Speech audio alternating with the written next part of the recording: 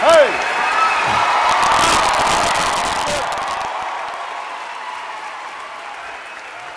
How are you? So nice to see you. Thank you so much. Thank you. Evan, knock it out. Thank you.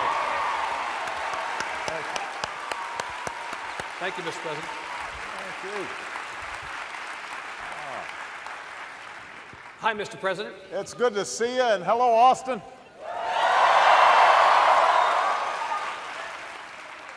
I love Austin, Texas. Thank you.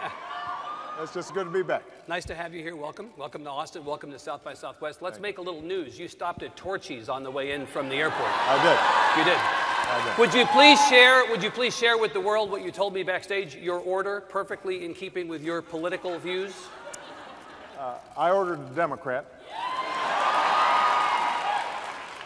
but then I ordered a Republican and an independent because I wanted to give all people a proper hearing. That's right. I wanted to be fair. Bipartisan in tacos as in life. That's exactly right. That's how it goes. Mr. President, you're very nice to be here with us today, and you came for a purpose. You want to accomplish something. You said as much in your weekly radio address last weekend. I got the opportunity to hear it. Some people in the room have not heard it. For their benefit and people outside the room, would you say why you're here? Make the pitch in miniature, please. Well, first of all, I'm here because I like excuses to come to Austin, Texas. And, that's a good enough reason. And I want to acknowledge your mayor, Steve Adler, who bought tacos with me. No. I normally don't do this, but I'm going to embarrass somebody. I want to also acknowledge the chancellor of the Texas system because he's one of my favorite people and a truly great American, Bill McCraven, who I think is over there. Yep. It's pretty rare where a chancellor of a university system can really mess you up. So in case any of the students are wondering, don't mess with your chancellor. But I knew him as admiral, and he's served America as well as anybody's served it. Look, we are at a moment in history where technology, globalization, our economy is changing so fast. And this gathering, South by Southwest, brings together people who are at the cutting edge of those changes. Those changes offer us enormous opportunities, but also are very disruptive and unsettling. They empower individuals to do things that they could have never dreamed of before, but they also empower folks who are very dangerous to spread dangerous messages.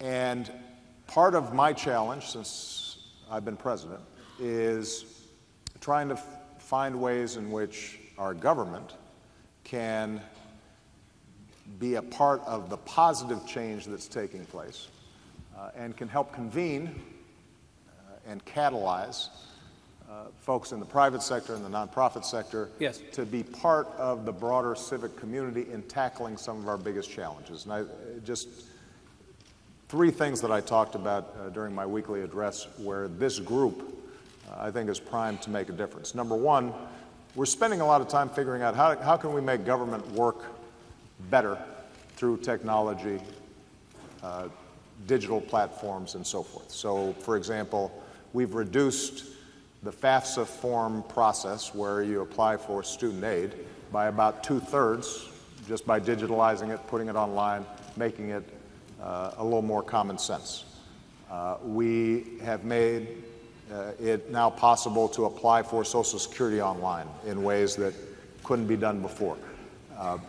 Across agencies, we're interacting every day with our government, and the question is, how do we make that work better? Because an anti-government mentality grows if people feel frustrated because they're not getting good service. The second thing that these new technologies allow us to do is to tackle big problems in new ways. we had a conference in Washington a few weeks back on what we're calling precision medicine. The capacity today to potentially cure diseases because we understand the human genome and we understand that a cure for me may not be the same as a cure for you.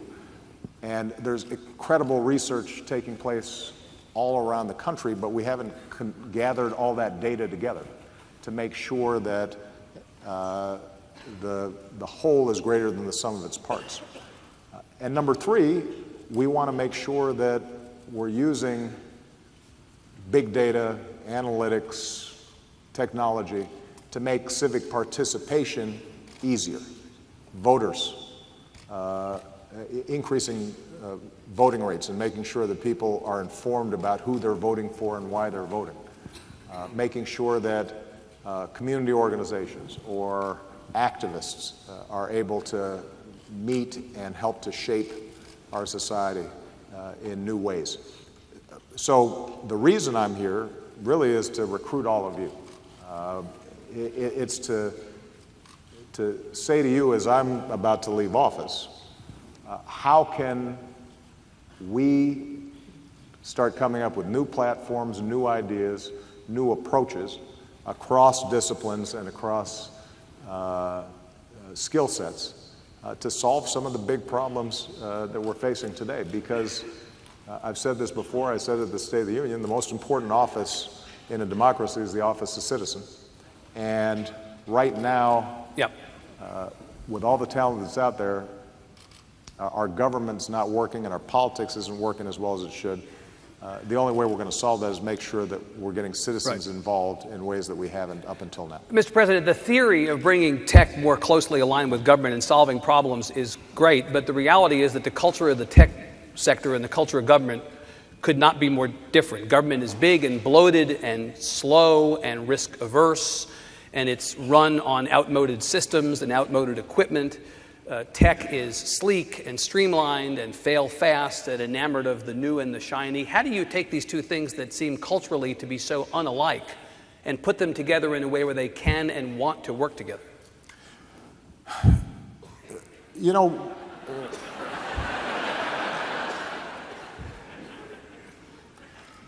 well, let me give you an example of the big and the bloated and the frustrating. You may recall that I passed this law called the Affordable Care Act to sign people up for health care.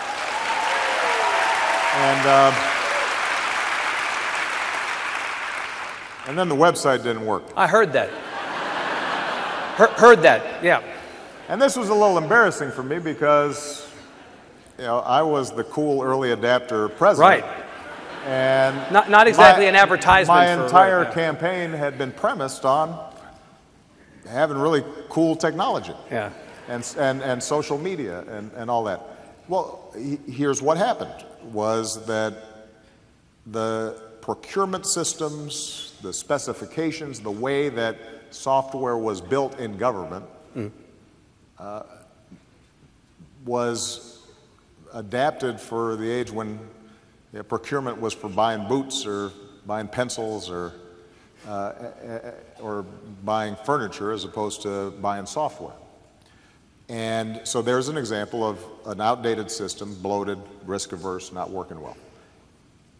Here's what happened as a consequence of healthcare.gov breaking down, though. We had to bring in a SWAT team of all my friends from Silicon Valley and from Austin and some of the best software engineers in the world to come in and fix it, which we did in about 3-4 months' time. And what we realized was that we could potentially build a SWAT team, a world-class technology office inside of the government that was helping across agencies. We've dubbed that the U.S. Digital Services. And we've got some of the top talent from Google, from Facebook, from all the top tech companies. These folks are coming in some cases for 6 months, in some cases for 2 years. And they are making an enormous difference in making sure that veterans are getting services on time, fixing outdated systems, Yep.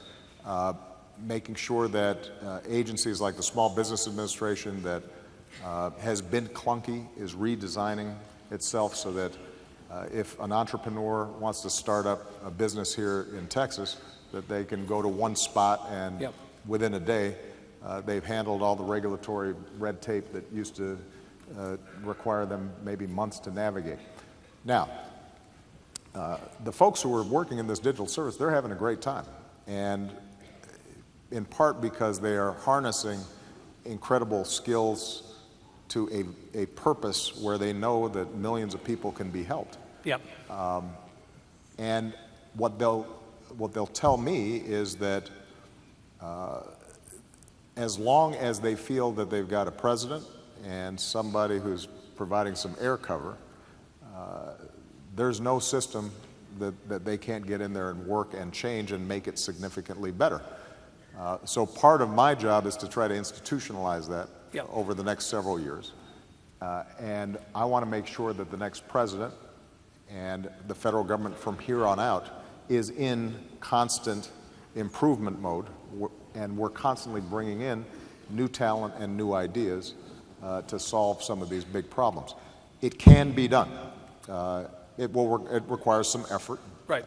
but everything requires some effort. Because, Mr. President, you know, I talked to tech people in advance of your coming, and I said if you were asked by the president or by the administration to come in and work with them, what would the conditions need to be that would make it possible? And they said, well, we would need some kind of a carve-out, some kind of flexibility from rules and regulations. We would be willing to work with the government. Maybe we would then donate back the IP to the public sector. Yeah. Or if we want to give some of the employees from our payroll the opportunity to work in government, maybe we could get, as you would with another kind of donation, some sort of a tax break back. We'd be willing to work, but the government would have to come at least a little bit in our direction. You're saying you're willing to do that. Well, I'm not saying I'm willing to do it. I'm saying we're doing it. You're doing it now. Yes, sir.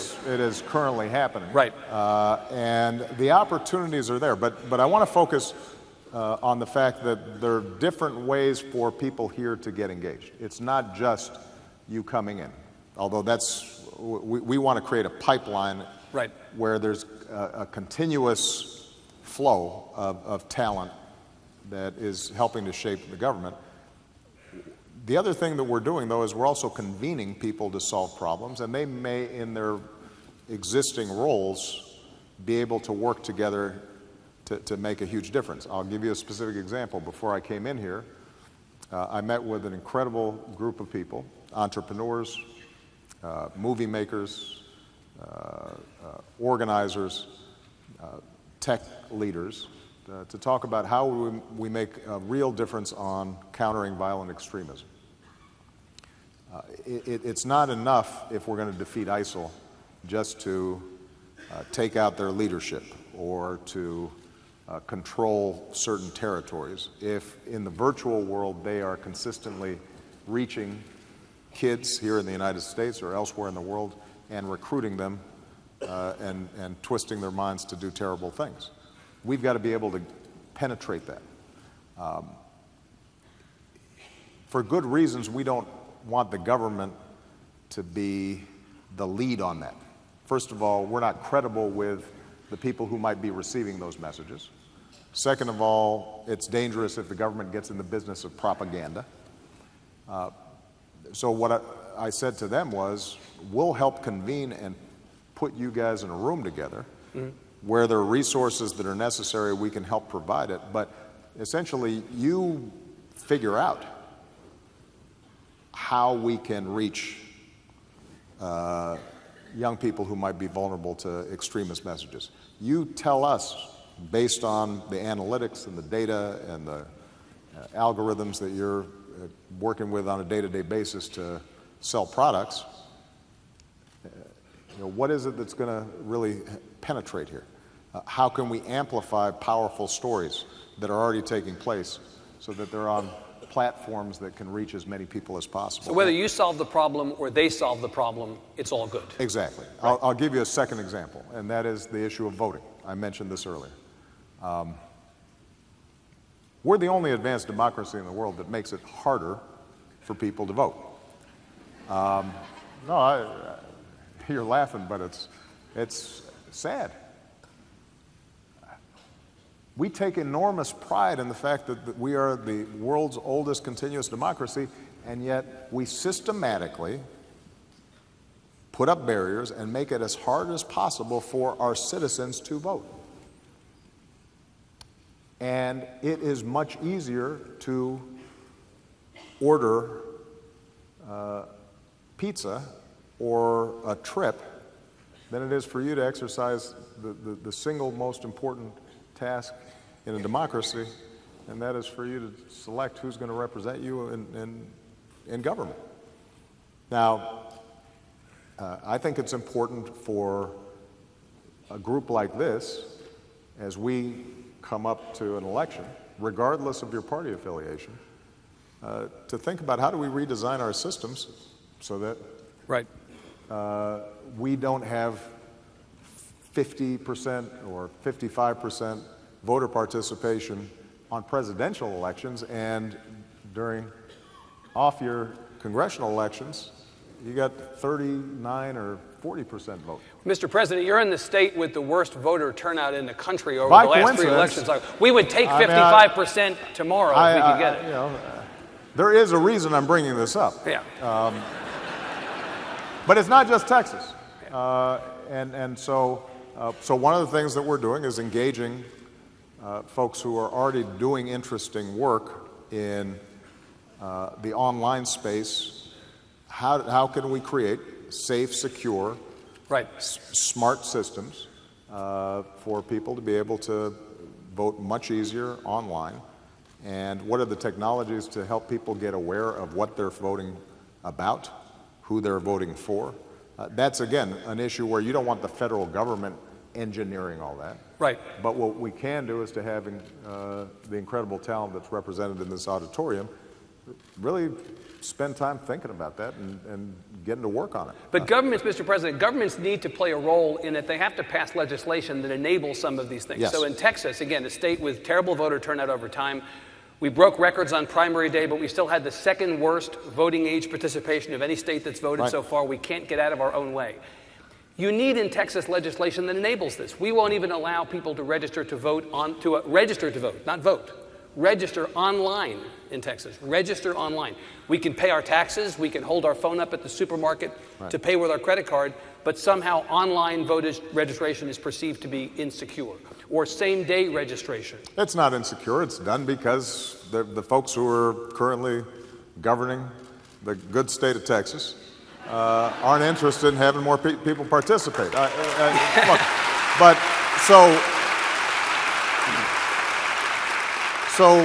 you know, obviously you've got to make a political argument about why this is important, and not every state is going to move along the same direction. But I will tell you that if we can create more and more models that show that if made easier, more people vote, and that it is seamless, and that it is secure, and jurisdictions that are willing to adopt and support these new mechanisms are in place. And if we are building more models of civic engagement and using the tools and technology that we're doing, that we're using to buy things, to participate in self-governance, then over time, look, Texas is never going to be an early adapter of what I'm talking about here. But over time, pressure builds for us to create systems that make government more responsive and make it work better. Let me stay with Texas and touch on something you alluded to earlier, that there are a lot of people in the world today who don't like government, don't trust government, don't think government can do good. You are in Texas, the hating on government capital of the Western world, right? We hate government so much we'd rather have no government, except we then wouldn't have anybody to sue. So we need government for at least one reason. How do you change the perception that government can do good at a moment when people have decided government can't do good? Well, part of it is the fact that when government does great things, we take it for granted, and it's not a story. I mean, every day, government is delivering for everybody in this room, whether you know it or not. I can find the fiercest libertarian in the room with, who despises every level of government, thinks it's all corrupt, but they're checking the weather on their phone, and lo and behold, it turns out that there's a government satellite out there that is facilitating that. And they'd be really irritated if they couldn't figure out whether it was going to be 70 and sunny or 60 and rainy tomorrow. But that's not reported as government. We just take for granted. Of course there are roads, and of course there's a geosatellite system, and of course we have special forces who are making sure that folks aren't blowing up our buildings. Well, the part of our task is to tell a better story about what government does. Now, government is often its own worst enemy in the sense that it has to also be more responsive where people interact in a direct way with government. I've said before that I could change the politics of America faster than just about anything if I could just take control of all the DMVs in the country. Because, if somebody goes to get their license renewed and it takes them 2 hours. And they walk away frustrated, and everybody's kind of surly. Right.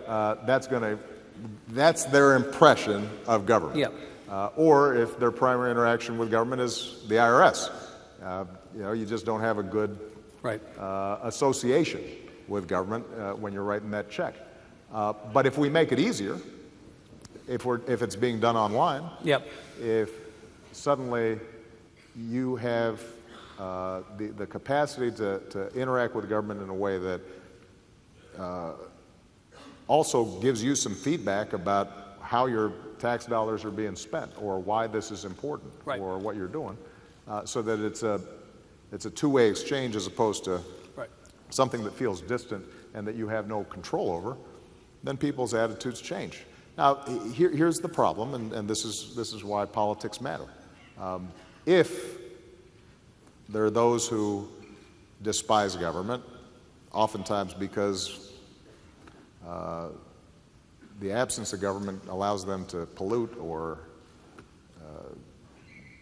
keep as much money as they can, or not have to answer to consumers who are complaining about their practices. If they are controlling those who are currently in government and government gets starved of resources, then it can be a self-reinforcing notion that, in fact, government doesn't work because it's being starved. A great example of this, by the way, I met with financial regulators this week to just get a report back on how we're doing on Wall Street reform. One of the things that the left and the right agree on is that after the financial crisis, nothing changed. And all those folks on Wall Street who had done these terrible things just got away with it, and we didn't change the system, and it's just the way it is now. Well, the truth of the matter is actually a lot changed. The banks have been forced to capitalize much more. Some of the shoddy practices have been shut down. We set up a Consumer Finance Protection Bureau that prevents some of the mortgage practices that had ended up not only hurting individuals, but also destabilizing the entire system. Derivatives now have to be set up on a clearinghouse platform that allows oversight in a way that didn't exist before. The financial system is much more stable than it used to be, and too big to fail actually is much less likely, because if somebody engages in reckless practices, we can now unwind them without them bringing down the entire system. So how come we don't know it then? Well, first of all, that's not a story that is interesting to people. What's more interesting is a cynical view that terrible things happened and nothing got changed. And that's how it gets reported, both in popular culture as well as in the media. But the second thing that's happened is where it's not, where we still have work to do in this space. The main reason we have work to do in this space is because this Congress has prevented oversight agencies like the SEC and the CFTC from having enough staff and resources to be able to enforce as well as they could some of the laws and the rules that are put in place. And so we go back to the need for civic engagement. We cannot solve the problems in government, and we cannot solve the problems that we face collectively as a society unless we, the people, are paying attention. Right. And in an age in which people are getting information through digital platforms, through the internet, where people's attention spans have shrunk, it is critical that all of you who are shaping this environment Right. are spending time thinking about how are we getting people, how are we getting citizens engaged, and you yourselves have to be engaged and spend some time thinking about it. It doesn't mean you have to do it full time. It doesn't mean that you have to run for office yourself, but it does mean that whatever your field is, there is a way right now for you to engage and participate to take this democracy back in ways that we have not seen in a very long time. What you're preaching, Mr. President, again,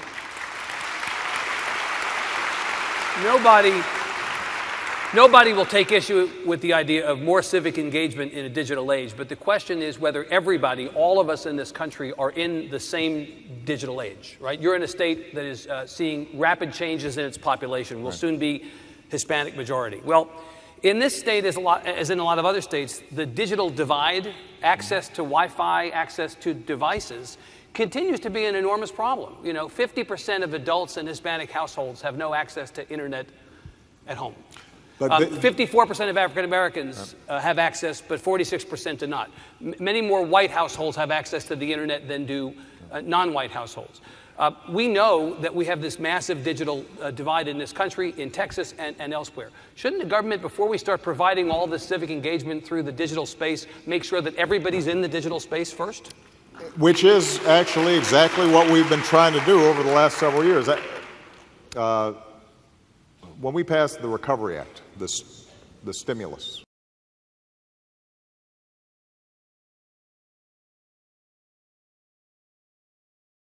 that was very controversial at the time and that continues to be criticized by the other party, despite the fact that unemployment's now below 5%. And we avoided a Great Depression, but thanks, Obama.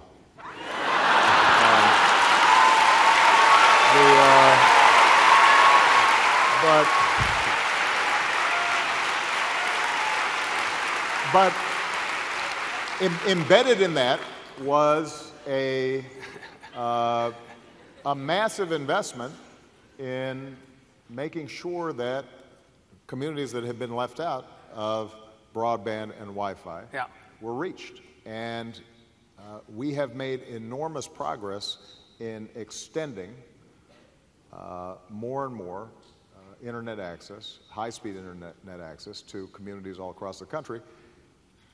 A second example, we set up something called Connect Ed, where our goal, and we're on track to meet this by 2018, is that 99% of classrooms have access to high-speed wireless,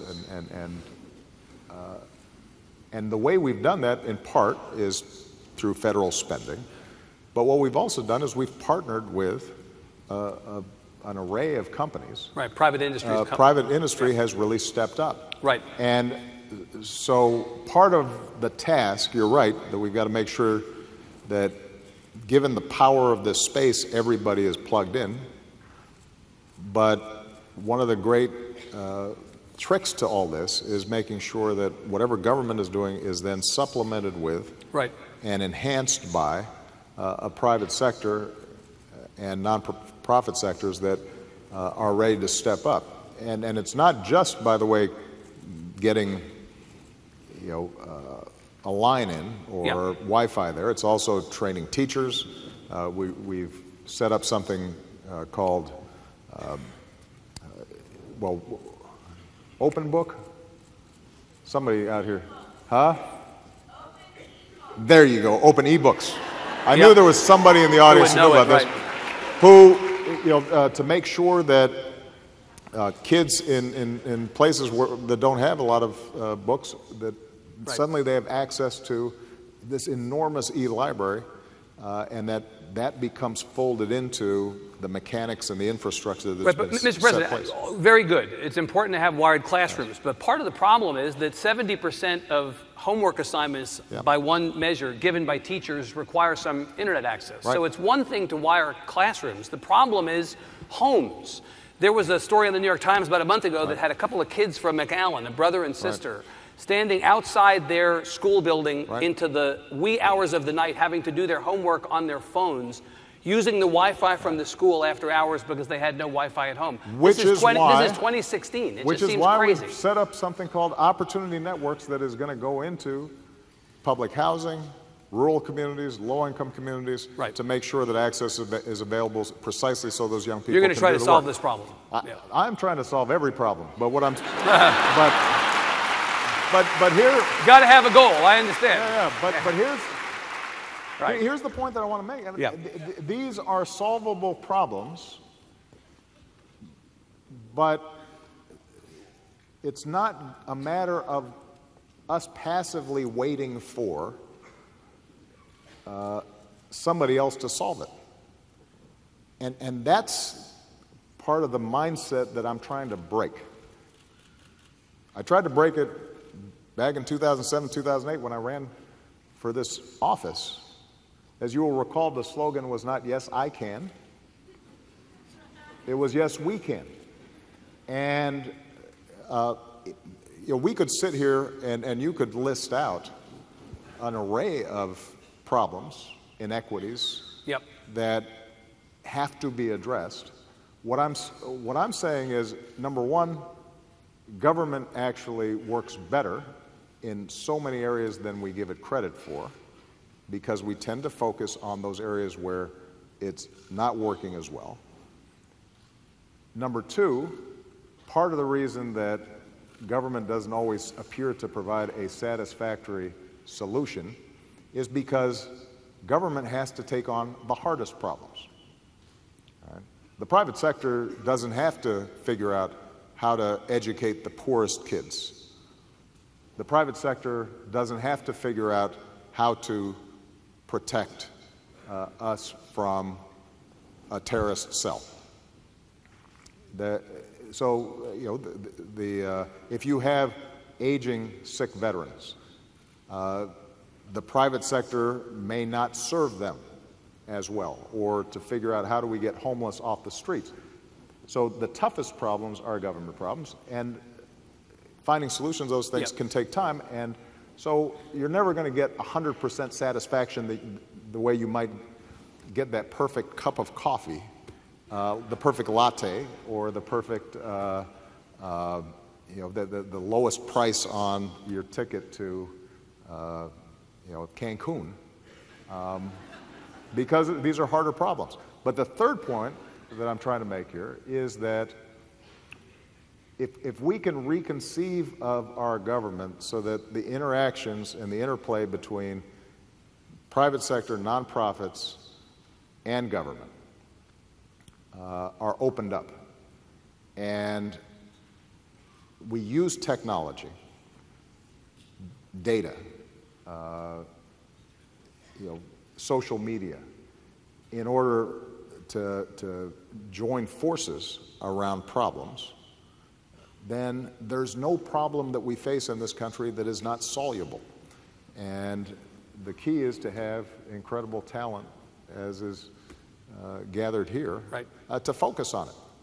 It's not enough just to focus on what's the cool next thing. Part of what we have to do is to figure out how do we use and harness the cool next thing to make sure that everybody in this country has opportunity. Well, I want to make use sure that we're dealing with our environment in an effective way. I want to use and harness the time we have. We've got 10 minutes left. We Nice started a little segue. late. Thank you. I appreciate it. Took the baton here, Mr. President. I took the baton. That was good. I've done this before. That was good, man. Yeah. We asked for questions from regular folks through the Texas Tribune website. We've got a few of those, and I want to ask you about a couple of those. Some are related to the topics we've been talking about, and some are not. I'm going to go quickly so that we use the time we have. A bunch of people wanted me to ask you about Apple. and the situation with Apple and the FBI. You're trying to persuade the tech community that they should work with government, but it looks to the tech community, at least some in the tech community, that government is the enemy of the tech community in the way that it's dealing with Apple, some in the tech community. The question I want to ask you is, putting aside the specifics of this specific case, the legal fight between the company and the FBI, there are big questions around the idea of how you balance the need for law enforcement to conduct investigations and the needs of citizens to protect their privacy. This is the old privacy versus security debate. Mr. President, where do you come down on the privacy versus security debate? Well, first of all, I can't comment on the specific case. Right. So let's set that aside. All of us value our privacy, and this is a society that is built on a Constitution and a Bill of Rights and a healthy skepticism about overreaching government power. Before smartphones were invented, and to this day, if there is probable cause to think that you have abducted a child, or that you are engaging in a terrorist plot, or you are guilty of some serious crime, law enforcement can appear before at your doorstep and say, we have a warrant to search your home, and they can go into your bedroom and into your bedroom doors and rifle through your underwear to see if there's any evidence of wrongdoing. And we agree on that because we recognize that just like all of our other rights, freedom of speech, freedom of religion, et cetera, that there are going to be some constraints that we impose in order to make sure that we are safe, secure, and living in a civilized society. Now, technology is evolving so rapidly that new questions are being asked. And I am of the view that there are very real reasons why we want to make sure that government cannot just willy-nilly get into everybody's iPhones that is full of, or smartphones that are full of very personal information and very personal data. And let's face it, the whole Snowden disclosure episode elevated people's suspicions of this. So does popular culture, by the way, which makes it appear as if, you know, I'm in the sit room and I'm moving things, and You've been watching Homeland or something, like right? some half a fingerprint, and you know, half an hour later, I'm tracking the guy in the streets of Istanbul. It's not nearly that cool. It turns out it doesn't work that way. Doesn't work that way. Sometimes I'm just trying to get a connection. Yeah. Good. No, but look,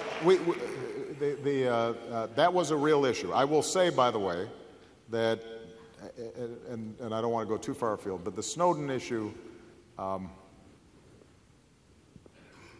vastly overstated the dangers to U.S. citizens in terms of spying, because the fact of the matter is that actually our intelligence agencies are pretty scrupulous about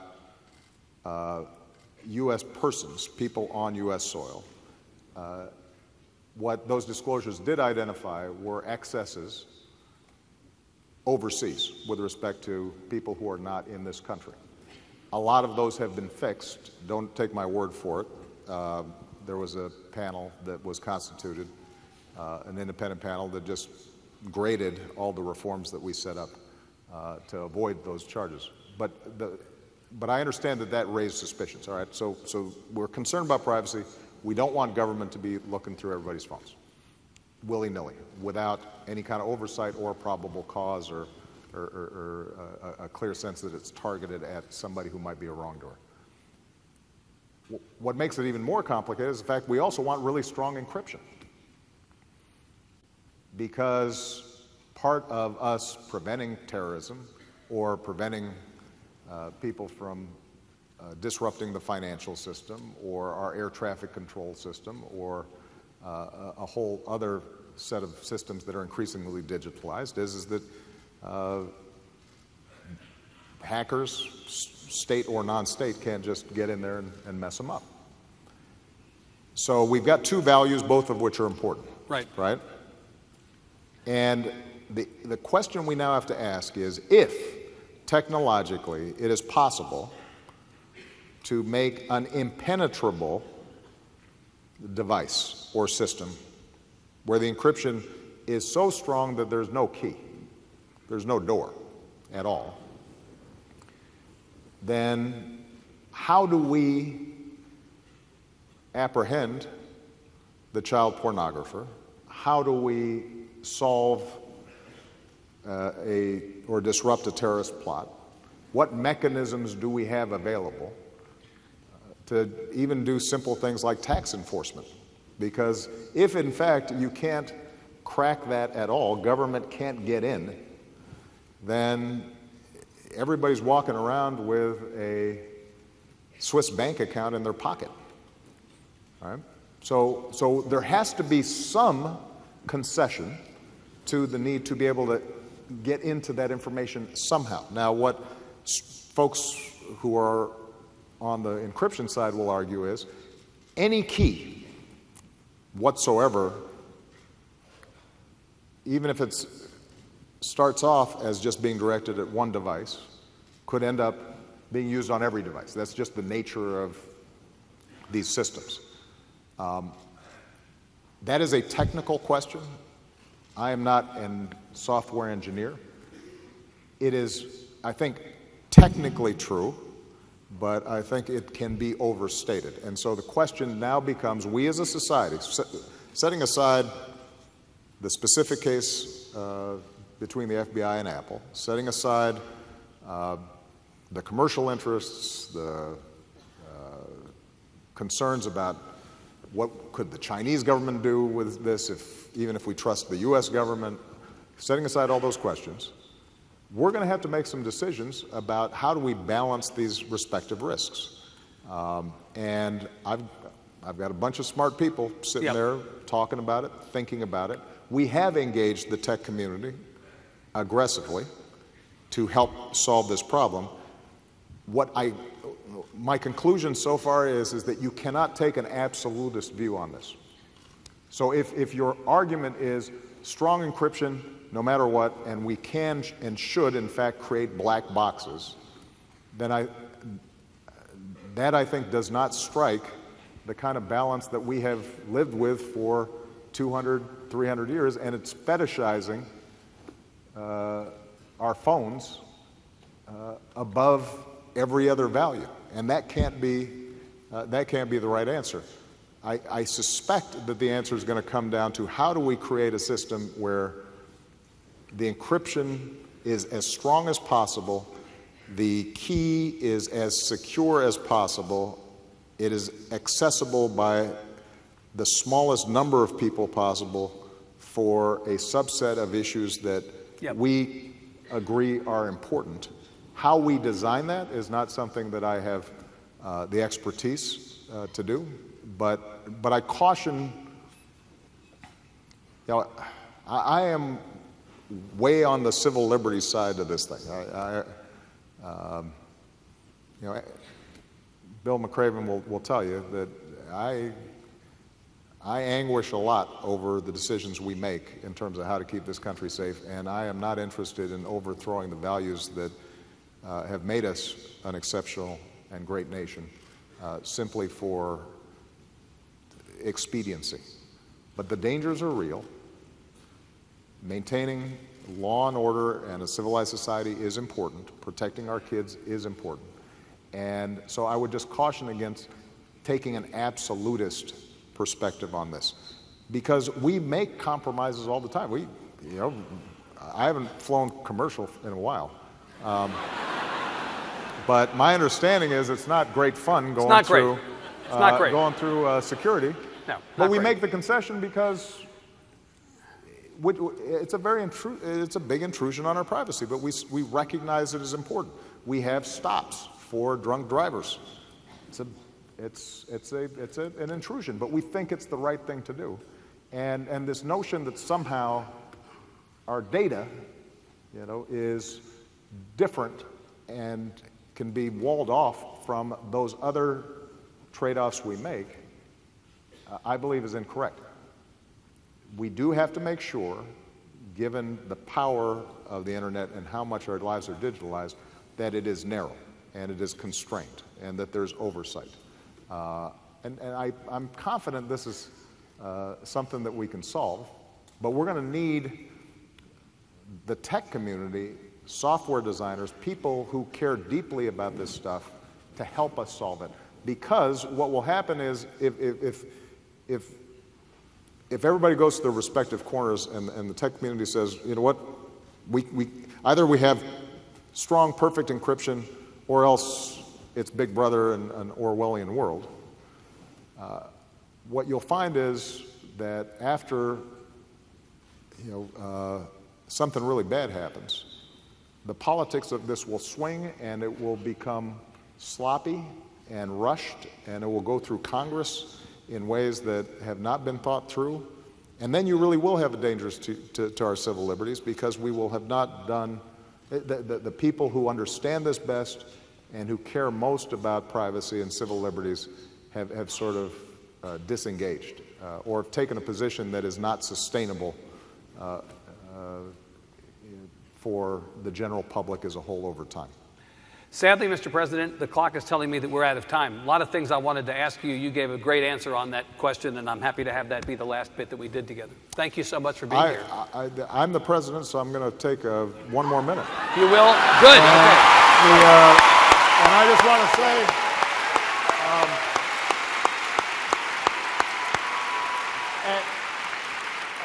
We'll take it. there are a number of different ways in which all of you can plug into to what I've been talking about here today. So if you are interested in figuring out ways to make government services work better, you can go to whitehouse.gov or U.S. Digital Services and find out what they're doing.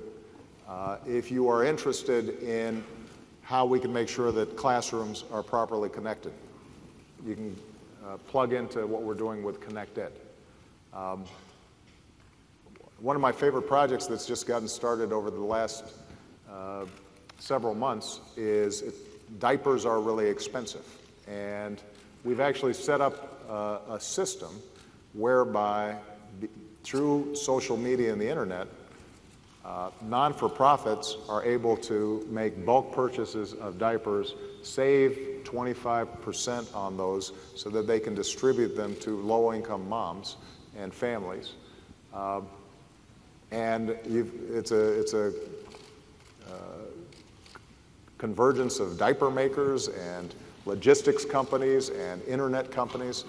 And we sort of convened the thing, but it's not running through a government program. So whatever your interests are, whatever your passions are, whatever your concerns are, we need you. And I want to underscore the fact that, in 10 months, I will not have this office. It has been the great privilege of my life. But it's not like I stopped caring about the things that I care about right now. And it's not like I'm going to stop being involved in promoting the best, most prosperous, most peaceful, most tolerant, most ecologically responsible America that I can.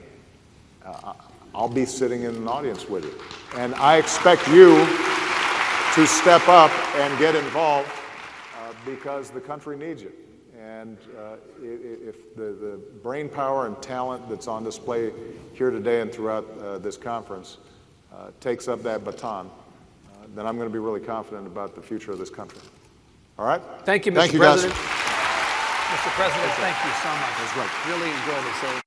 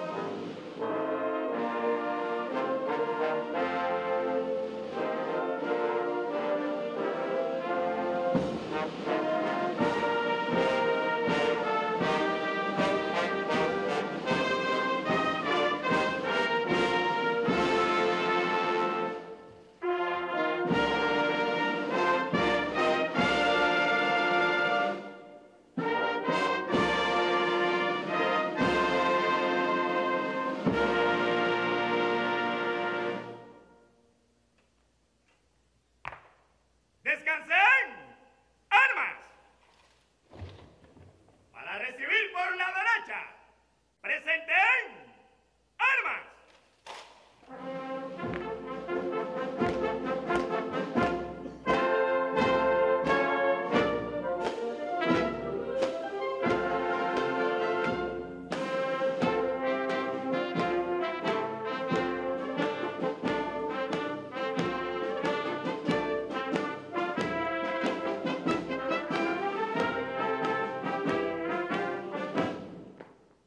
Excelentísimo señor presidente, la Guardia de Honor está formada.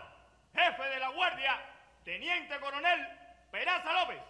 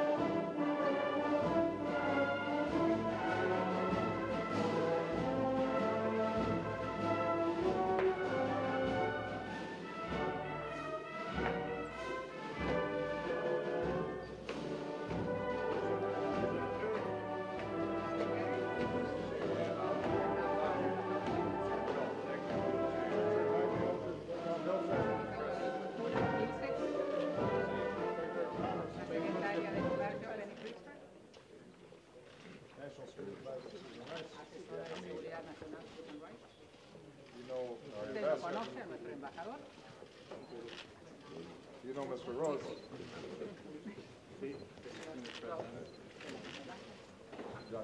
Press Secretary. Nice to meet you, sir. This is an expert in all things Latin American. These are the two that actually do the work. Estas son las dos personas que trabajan y nosotros nos vamos a reunir los laureles.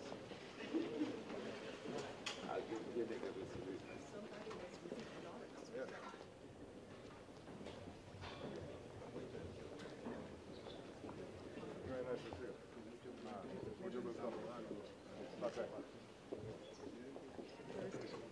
Very nice to see you, sir. Thank you so much. Good to see you again. Vice President of the Council, Thank you. Appreciate you, sir. Minister Good to of see you. Trade and Investment, Thank you, sir. Minister of Agriculture, Very nice to see you. Thank you. Head of the Cuban Good to see you National again. Defense Ministry, So nice to see you, sir. Minister of Foreign Affairs, Good to see you again, Ambassador. Deputy Director, So nice to see Deputy you, sir. Director of Thank you.